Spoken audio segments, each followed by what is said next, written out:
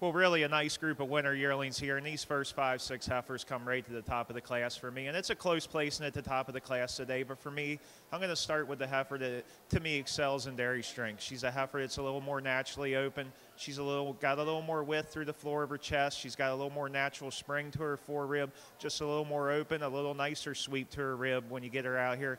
Pull her in line from the side view, from the rear view, she's just a little more open the whole way through for me. When she gets out on the move, she's just a little nicer in the way her head comes out from her shoulder there, a little more extension to her neck when she's on the move, and just maybe flexes her hock a touch bit nicer than the big tall heifer here in second.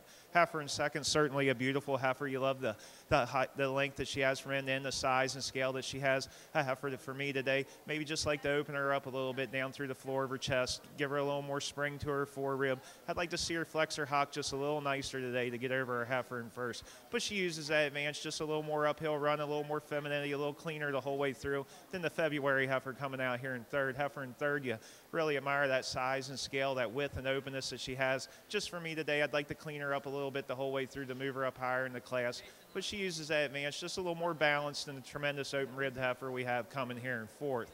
Heifer in fourth just uses that advantage and her overall strength and power the whole way through. Just more depth to her fore and rear rib, a little more drop to her rear flank than the real streamlined heifer we have here in fifth. Heifer in fifth, you love that uphill run, that beautiful quality that she has the whole way through. A heifer that moves out tremendously on her feet and legs and just holds herself together a little nicer when she's on the move than the nicely balanced heifer we have following here in sixth.